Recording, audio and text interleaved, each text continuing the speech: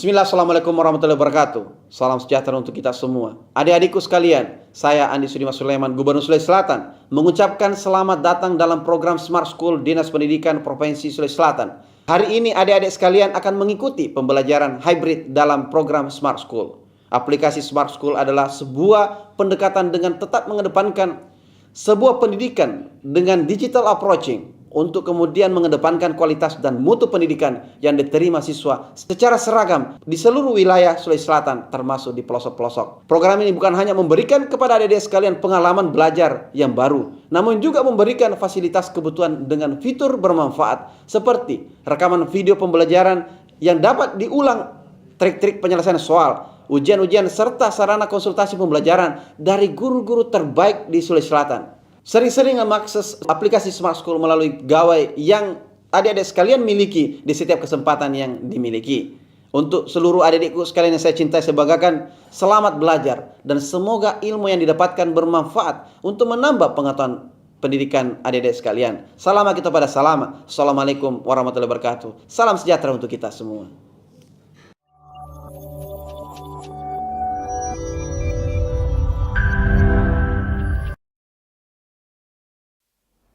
Assalamualaikum warahmatullahi wabarakatuh dan selamat pagi. Salam sejahtera untuk kita semua. Salam Smart School, generasi Smart School berkarakter cerdaski. Selamat pagi semua, anak hebatku semua. Perkenalkan, saya adalah Suparman, pengajar guru Smart School untuk hari ini pada materi perubahan lingkungan di kelas 10.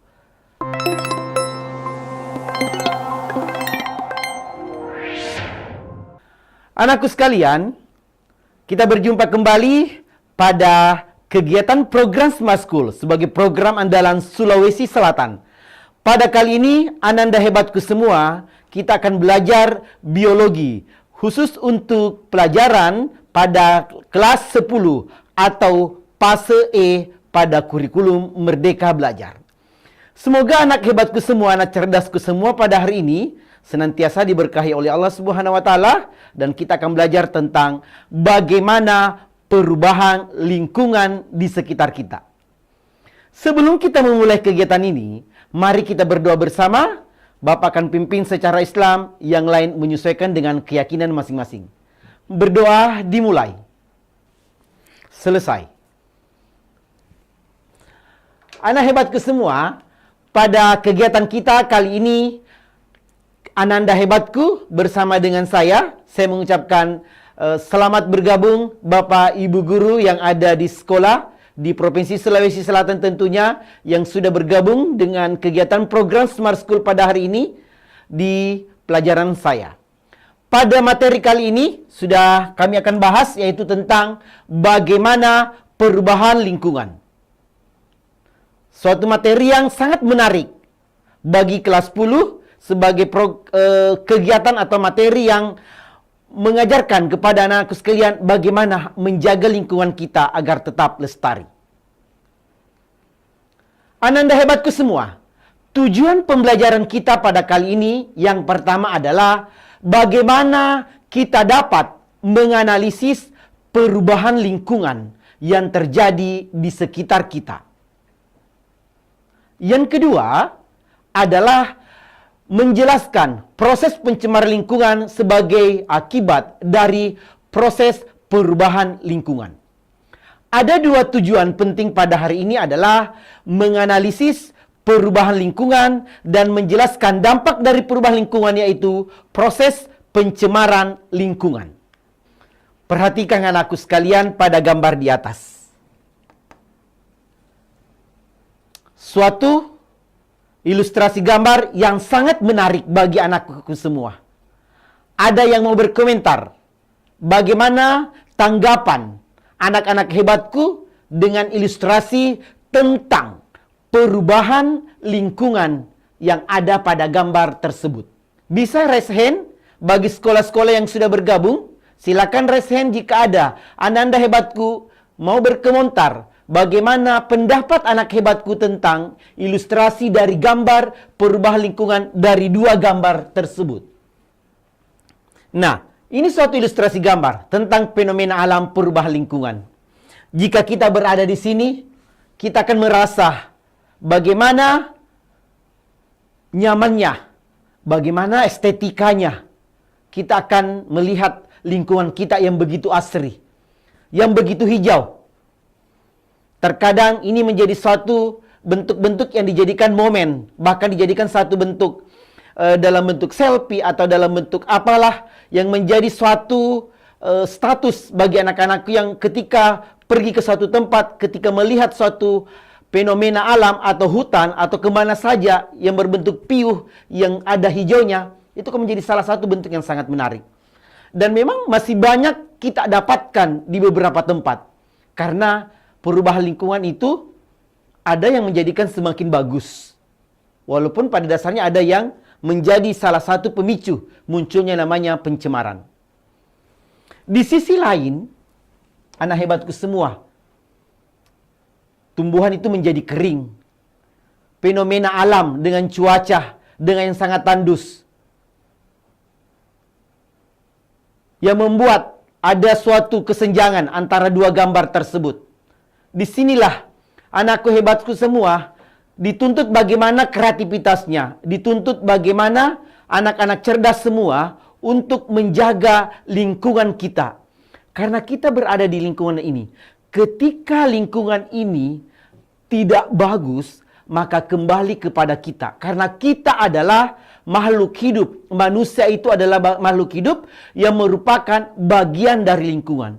Jika lingkungan mengalami gangguan, maka secara tidak langsung, maka kita akan, atau secara sangat langsung, kita akan juga merasakan apa akibat dari perubahan lingkungan.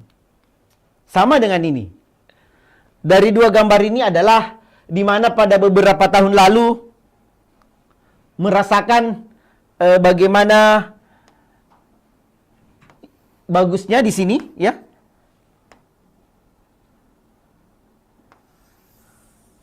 Begitu indah, begitu hijau. Dalam berpuluh-puluh tahun yang sekarang dan yang ini dari beberapa tahun yang lalu, ya, dan sekarang yang seperti ini pemandangannya. Begitu miris kita melihat apa yang terjadi.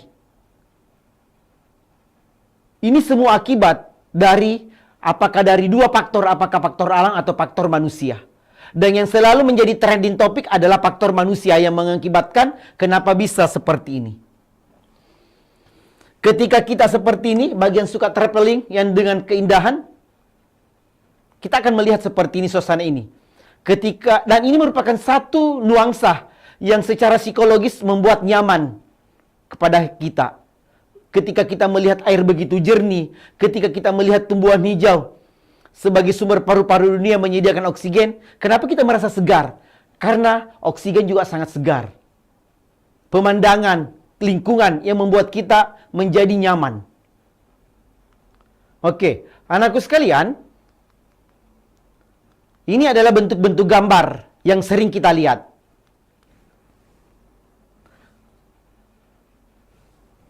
Di kawasan kita tersering, ya, hampir setiap hari melihat pemandangan seperti ini.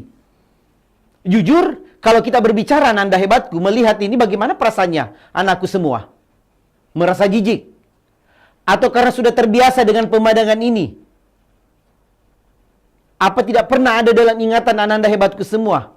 Kenapa bisa seperti ini? Ya. Bagaimana air sekarang? Bagaimana dengan pencemaran tanah?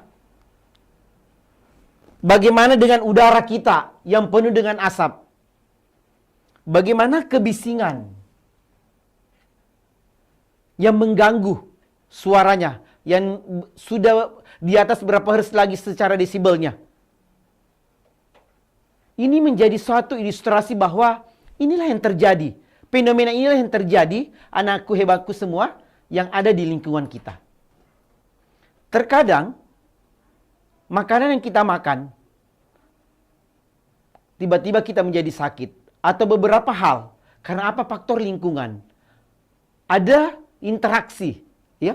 Karena ini menjadi salah satu sumber penyakit juga ketika ada pemandangan seperti ini. Anakku sekalian, sebelum kita lanjut, ini salah satu ya dari surat Ar-Rum ayat 41 dan 42 yang sudah menegaskan kepada kita semua bahwa telah tampak kerusakan di darat dan di laut disebabkan karena perbuatan tangan manusia. Allah menghendaki agar mereka merasakan sebagian dari akibat perbuatan mereka agar mereka kembali ke jalan yang benar. Jelas pada ayat 41 tersebut sudah memberikan suatu konsep bahwa telah tampak kerusakan. Dan Allah menghendaki agar mereka merasakan. Kenapa? Agar kita bagaimana kembali ke jalan yang benar. Bagaimana kita mengelola, menata kembali lingkungan kita. Dan di surat ke-42 sudah dijelaskan. Katakanlah Muhammad, berpergianlah di bumi, lalu lihatlah bagaimana kesudahan orang-orang dahulu.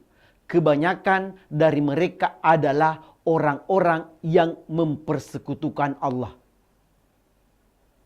Oleh karena itu, melihat dari gambar tersebut, mari kita saling melestarikan, mari kita selalu melestarikan alam dan menjaga lingkungan kita.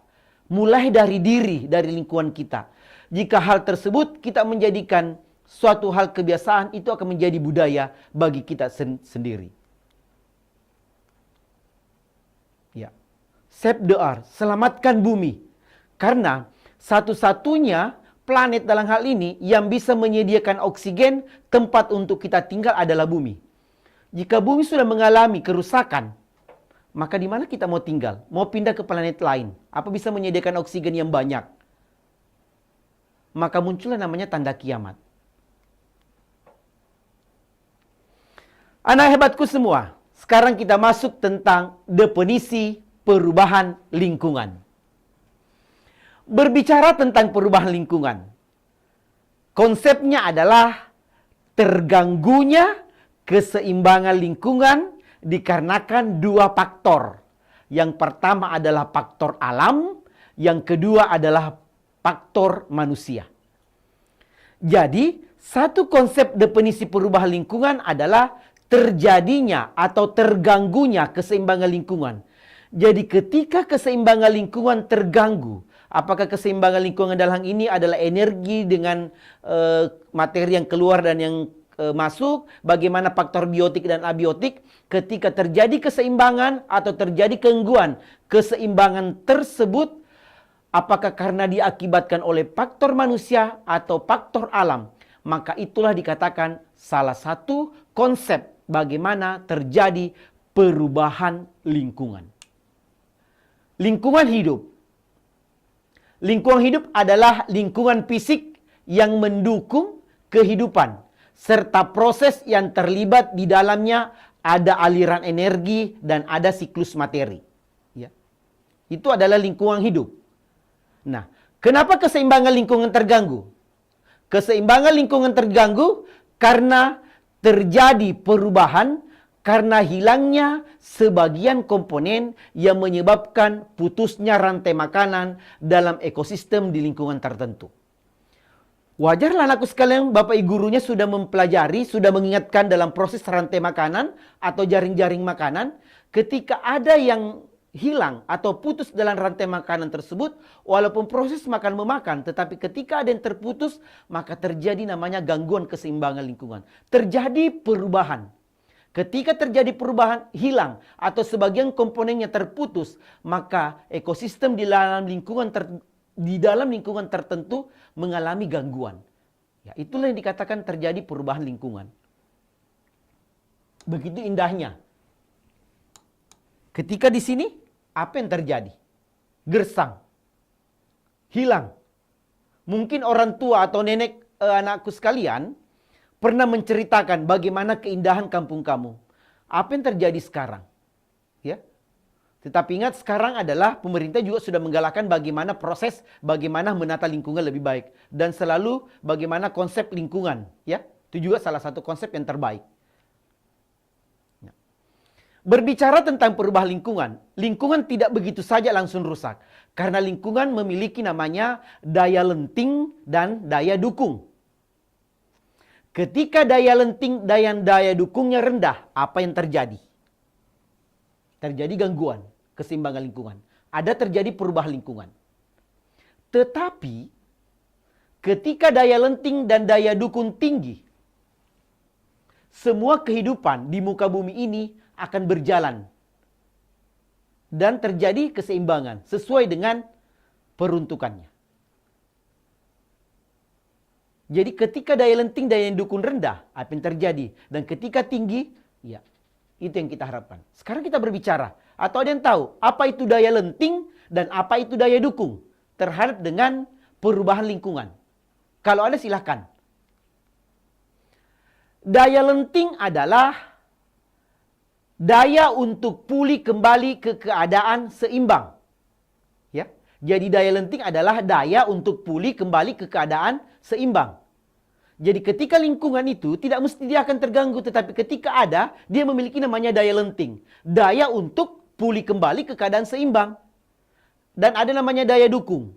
Bagaimana kemampuan lingkungan untuk memenuhi kebutuhan sejumlah makhluk hidup agar dapat tumbuh dan berkembang secara wajar di dalamnya. Lingkungan itu memiliki daya lenting dan daya dukung. Tidak secara cepat begitu dia akan mengalami perubahan atau kerusakan. Karena dia memiliki daya lenting dan daya dukung. Daya untuk pulih kembali.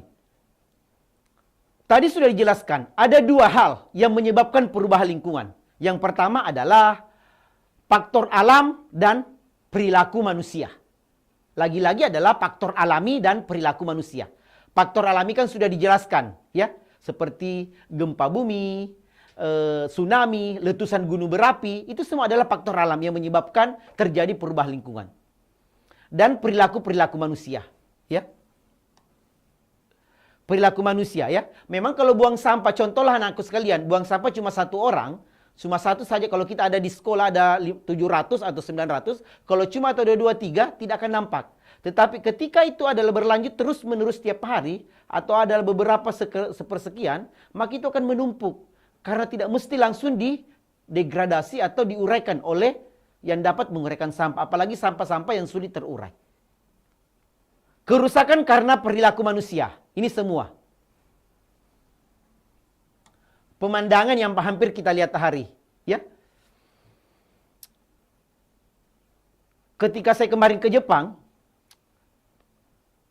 sungainya begitu jernih. Ikan-ikan emas, ikan-ikan koi itu betul-betul di got depan rumahnya, betul-betul seperti kolam, ya, seperti akuarium. Dan mereka memang menjaga lingkungan. Wajarlah memang kalau dia bersih. Kita juga bisa, tetapi karena ada beberapa oknum, tidak semua, ya, seperti ini salah satunya. Mungkin kalau satu kali tidak apa-apa, karena lingkungan memiliki daya lenting dan daya dukung. Tetapi kalau tiap hari dan berapa banyak orang, apa yang terjadi? Dan ketika tidak seimbang yang menguraikan dengan apa yang dibuang. Aktivitas manusia yang menghasilkan zat sisa yang dibuang ke lingkungan. Nah, itulah yang berbahaya. Kemudian faktor alami. Faktor alami adalah bencana alam. Gunung meletus, tsunami, tanah longsor, banjir, dan kebakaran hutan. Itu juga yang menyebabkan beberapa faktor yang menyebabkan perubahan lingkungan. Ya, ini adalah di luar dari dugaan, di luar dari nalar kita sebagai manusia. Tetapi beberapa artikel menuliskan bahwa salah satu hal yang menyebabkan bencana alam adalah faktor ulah manusia itu sendiri. Lagi-lagi kembali kepada makhluk hidup. Ya. Seperti kebakaran hutan. Tiba-tiba mungkin ada yang merokok, ya, dibuang pada tanah yang kering, maka apa yang terjadi? Seperti itu yang terjadi. Nah, sekarang dampak dari perubahan lingkungan itu adalah kita kenal namanya pencemaran. Apa yang dikatakan sebagai pencemaran? Masuknya atau dimasukkannya makhluk hidup, ya, zat, energi atau komponen lain ke dalam lingkungan atau berubah tatanan lingkungan. Jadi konsepnya adalah masuknya atau dimasukkannya, ya. Kemudian karena ada masuknya atau dimasukkannya mengakibatkan berubah tatanan lingkungan. Ketika tatanan lingkungan berubah, apakah oleh aktivitas manusia atau oleh faktor alam, maka kualitas lingkungan menjadi menurun. Jadi tatanan lingkungan berubah karena aktivitas manusia dan proses alam itu mengakibatkan kualitas lingkungan menjadi menurun. Itu konsep yang dikatakan pencemaran. Jadi yang menimbulkan pencemaran itu adalah polutan. Ya, kenapa dikatakan sebagai polutan? Keberadaannya merugikan. Jumlahnya sudah melebihi batas normal. Berada pada waktu dan tempat yang kurang tepat, ya. Jadi bisa jadi kamu dikatakan polutan. Jadi ketika dikatakan keberadaannya merugikan atau melebihi dari batas normal jumlahnya dan dia berada pada waktu dan tempat yang kurang tepat, ya, maka itu dikatakan konsep mengalami pencemaran. Berdasarkan lingkungannya. Dalam hal ini tadi ini ya, berdasarkan sifatnya ada dua, biodegradable dengan non-biodegradable. Ada limbah yang dapat diuraikan dan ada limbah yang tidak dapat diuraikan. Ketika dapat diuraikan berarti secara alamiah dekomposer ya, secara ilmiah adalah dekomposer akan menguraikan. Kemudian yang susah diuraikan adalah limbah non-biodegradable, ya. Tidak dapat diuraikan secara alamiah oleh dekomposer. Itu ada dua, biodegradable dan non-biodegradable. Non-biodegradable inilah yang sulit, yang banyak menumpuk. Ini salah satu bahannya, ya, ini. Ketika terjadi pencemaran. Pencemaran tempat terjadi adalah pencemaran air. Ini paling sering kita lihat, ya.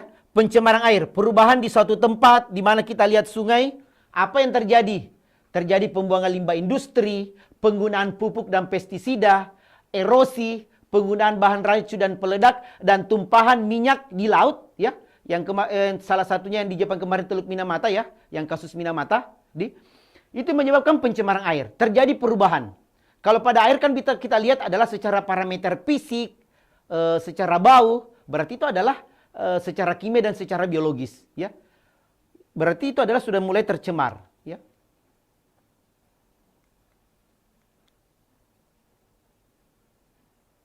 Pencemaran air apakah dari limbah pertanian, limbah rumah tangga atau limbah industri. Insektisida salah satunya, herbisida dengan fungisida, bahan organik dengan limbah-limbah industri ya yang paling banyak seperti beberapa jenis timbal dan logam berat ya, seperti PB ya, bahan kimia dan cairan-cairan berminyak. Ini salah satu penyebab yang mengakibatkan kenapa terjadi pencemaran air. Bahkan anakku sekalian biasa melihat kenapa tiba-tiba ada hewan-hewan tersangkut ada kantong plastik, kura-kura ada kantong plastik yang ada di badannya melekat, atau dia terperangkap pada botol-botol. Itu adalah salah satu pencemaran air yang mengakibatkan terjadi gangguan.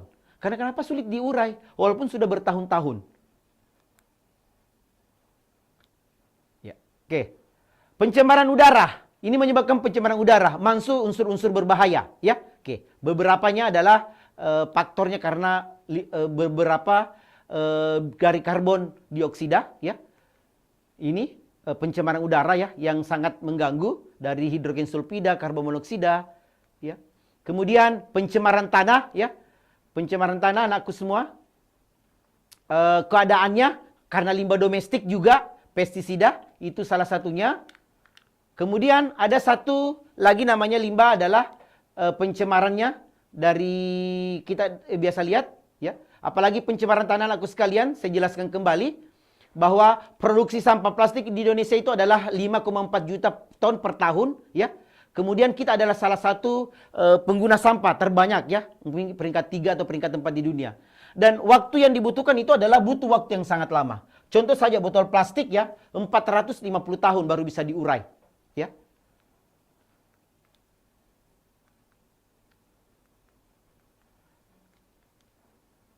Ya, pencemaran suara. Jadi jangan mengatakan kalau temannya yang besar suaranya mengatakan ini pencemaran suara, Pak, ya. Makanya salah satu pencemaran suara adalah bising, percakapan pelan berapa desibel. Biasanya 20 sampai 25.000 Hz ya, batas kemampuan kita. Bahkan untuk biasa yang kerja ini sampai 80 desibel. Ya. Jadi hati-hati juga ya, itu pencemaran soil secara psikologis itu juga sangat mengganggu. Ya. Dampak pencemaran. Dampak pencemaran banyak sekali ya. Punahnya spesies, terjadi gangguan keseimbangan lingkungan, terjadi peledakan jumlah hama. Kenapa sekarang jumlah hama ini meledak? Itu salah satunya.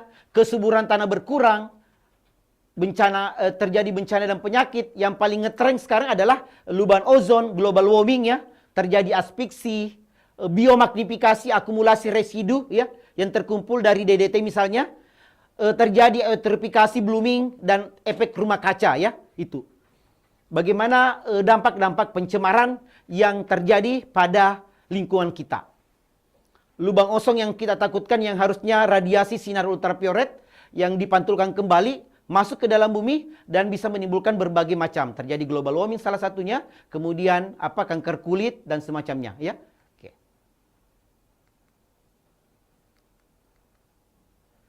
Apa upaya penanggulangan pencemaran? Tetap ada ya, salah satu dari administrasi. Secara administrasi kita harus ini ya, bagi-bagi perusahaan atau beberapa dari proyek ya, harusnya mengenai AMDAL-nya.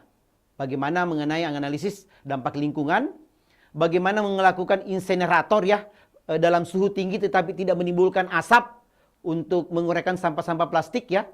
Kemudian terjadi penyuluhan, bagaimana kita secara edukatif, penyuluhan yang diberikan, anakku sekalian bisa memberikan penyuluhan kepada temannya, kepada adik-adiknya, kepada siapa saja. Ketika lingkungan tercemar, kita semua yang menjadi tantangannya. Gunakan konsep 4R.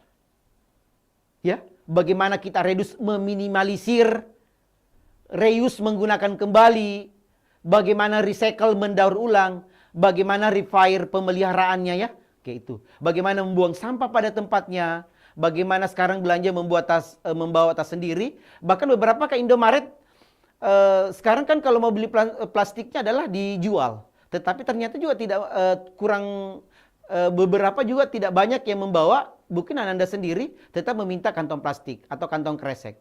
Padahal kalau di tempat-tempat lain memang tidak diberikan lagi. Karena ketika tetap disediakan kalau dibayar, maka tetap berpeluang untuk terjadinya sampah plastik tersebut. Ya. Ini adalah upaya-upaya penanggulangan pencemaran. Bagaimana upaya mengatasinya adalah bagaimana memanfaatkan limbah-limbah organik ya. Pemanfaatan limbah-limbah organik daur ulang ya yang digunakan pada anakku sekalian ya. Bagaimana pengolahan limbah B3 melalui stabilisasi dan solidifikasi ya. Bagaimana konsepnya seperti ini, sebuah proses perubahan sifat kimia yang digunakan untuk memperkecil larutan dengan pengeluaran kadar atau daya racun pada limbah tersebut ya. Kemudian pengolahan limbah B3 secara fitomiradiasi, penggunaan tumbuhan untuk akumulasi dan absorpsi bahan limbahnya.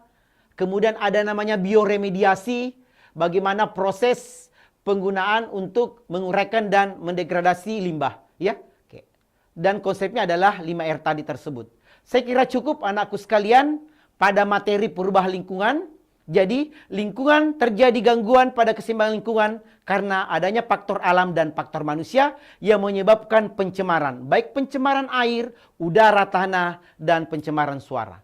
Oleh karena itu, mari kita bersama-sama menjaga lingkungan kita agar kita tetap menjadi makhluk dalam hal ini sebagai salah satu makhluk hidup dalam hal ini adalah manusia yang menjadi konsisten dan tahu bagaimana menggunakan lingkungan. Karena ketika lingkungan rusak, maka kembali kepada diri kita. Bukankah tadi sudah dijelaskan bahwa ketika lingkungan rusak, maka kembali nanti kepada diri kita dampaknya. Oleh karena itu, salam lestari. Terima kasih anakku semua. Salam Smart School. Generasi Smart School berkarakter cerdas ki.